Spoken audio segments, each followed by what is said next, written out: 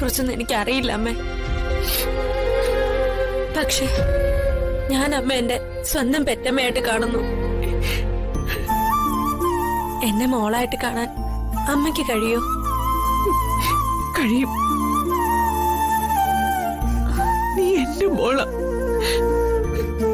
വർഷമോൾക്ക് പകരം ദൈവം തന്ന മോള്. എങ്കിൽ എന്നോട് അമ്മേനെ കള്ളം പറയരുത്. ഡോക്ടർ തന്ന ഗുളിക അമ്മ കഴിച്ചില്ലേ? ഇല്ല. പിന്നെ ആ ഗുളിക എന്ത് ചെയ്തു? ഹരിത അത് പിടിച്ചു വാങ്ങി പുറത്തേക്ക് എറിഞ്ഞു. മരുമോളായ ഹരിതയെ സ്വന്തം മകളെ പോലെ സ്നേഹിച്ച് സംരക്ഷിച്ചവളാ ഞാൻ. എന്നിട്ടും എല്ലാം എനിക്ക് മനസ്സിലായി അമ്മ. അമ്മയെ സഹായിക്കാൻ ജഗദമ്മേനെ ഇങ്ങോട്ട് അയച്ചത്. ആ, ഇനി ഹരിത ഏൽപ്പിച്ച എന്ത് ജോലിയാ അമ്മയ്ക്ക് ചെയ്തു തീർക്കാനുള്ളത്? പറയമ്മേ. ഒരു മോളുടെ സ്ഥാനത്ത് നിന്ന് എല്ലാ ജോലികളും ചെയ്ത് ഞാൻ അമ്മയെ സഹായിക്കാം. ഇനി ജോലികളൊന്നും ചെയ്യാൻ ബാക്കി കിടപ്പില്ല. എല്ലാ ജോലികളും ഞാൻ ചെയ്തു കഴിഞ്ഞു മോളെ. മോള് പൊയ്ക്കോ. അമ്മ എന്തിനാ എന്നോട് ഇങ്ങനെ കള്ളം പറയുന്നേ? എന്തൊക്കെയാണ് മരുമോൾ അമ്മയെ ചെയ്യാൻ ഏൽപ്പിച്ച ജോലി എന്ന് പറയേ. ഒന്നും ഒളിക്കാൻ നോക്കണ്ട.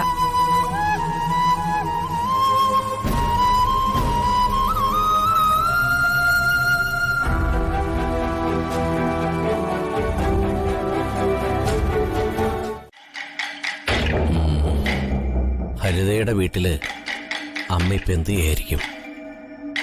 ഹരിത അമ്മയെ വല്ലാതെ ദ്രോഹിക്കുന്നു എന്നാണല്ലോ മനോജ് ഫോണിൽ വിളിച്ചപ്പോ പറഞ്ഞത്.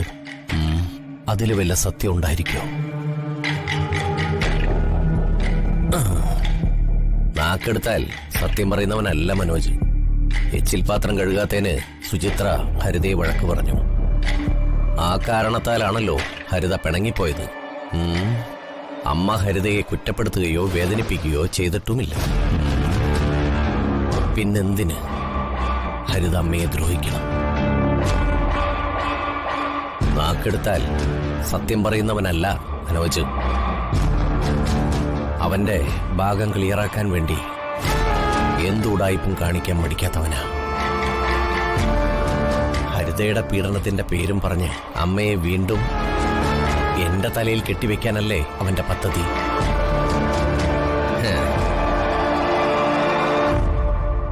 അച്ഛന്റെ സംരക്ഷണം ഏറ്റെടുത്ത് തന്നെ ബുദ്ധിമോശമായി പോയി. ഇനി അമ്മയുടെ കാര്യം കൂടി ഏറ്റുപിടിച്ചാൽ കുത്തുപാളയെടുക്കാം. അങ്ങനെ ഒരവസ്ഥ വരാതിരിക്കാനുള്ള മുൻകരുതൽ ഇപ്പോഴേ തുടങ്ങിയിരിക്കണം.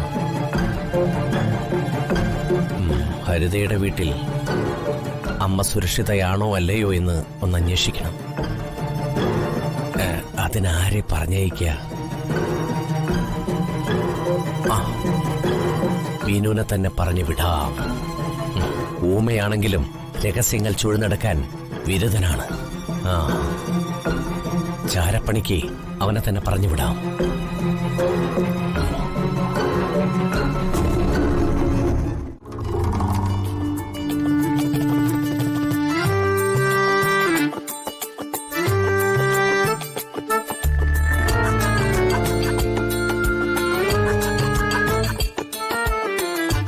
എന്തിനാ മരച്ചീനി പാക്ക് ചെയ്യുന്നത്? ആർക്ക് കൊടുക്കാനാ? നിനക്ക് ഏറ്റവും പ്രിയപ്പെട്ട അമ്മായിമ്മയ്ക്ക് കൊടുക്കാൻ തന്നെയാ. അമ്മയ്ക്ക് കൊടുക്കാനോ? അതെ. അമ്മ ഇവിടുന്ന് പോയിട്ട് ദിവസം കുറെ ആയില്ലേ സുയിത്രേ. അവരുടെ അവസ്ഥ എന്താ, ഏതാണ് എന്നൊക്കെ അന്വേഷിക്കേണ്ട ചുമതല നമുക്കില്ലേ? തീർച്ചയായും. അമ്മ കുറച്ചു ദിവസം ഇല്ലാതായപ്പോഴേ അവരുടെ പ്രാധാന്യം പ്രകാശേട്ടൻ മനസ്സിലാക്കിയല്ലോ. മഹാപുണ്യം.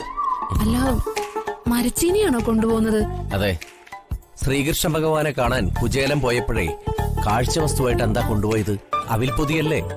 അതുപോലെ അമ്മയ്ക്ക് ഏറ്റവും ഇഷ്ടപ്പെട്ട മരച്ചീനി തന്നെ ആവട്ടെ കാഴ്ചവസ്തു.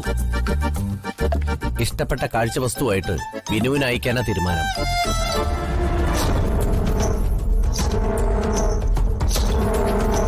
വിനുവിനെ ദൂതനായിട്ട് അയക്കേണ്ട കാര്യം എന്താ?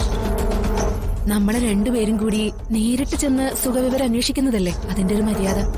ആ മര്യാദ നമ്മൾ കാണിച്ചാൽ ലോകം കിടുങ്ങുന്ന മര്യാദ കേടുകൊണ്ടായിരിക്കും ഹരിത അതിനെ നേരിടുന്നത്.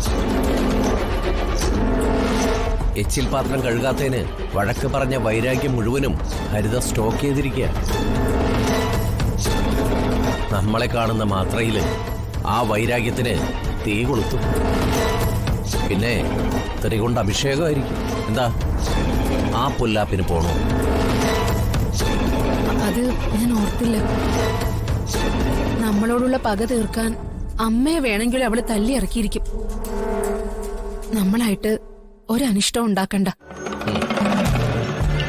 വിനുവേട്ടൻ തന്നെ പോയിട്ട് വരട്ടെ. ദാ. പറഞ്ഞൊക്കെ മനസ്സിലായോ? പറഞ്ഞൊക്കെ മനസ്സിലായോന്ന്? ദാ. ഈ മരച്ചീനി അമ്മയുടെ കയ്യിൽ തന്നെ കൊടുക്കണം. എന്നിട്ടേ അവിടത്തെ വിശേഷങ്ങളൊക്കെ മനസ്സിലാക്കിയിട്ട് ഇങ്ങോട്ട് വാ. എന്നിട്ട് എന്നോട് പറയണം.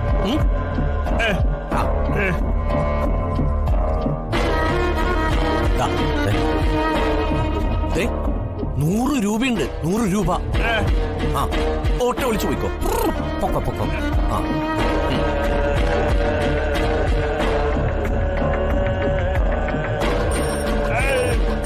എന്താ ഇനിയൊന്നും മനസ്സിലായില്ലേ?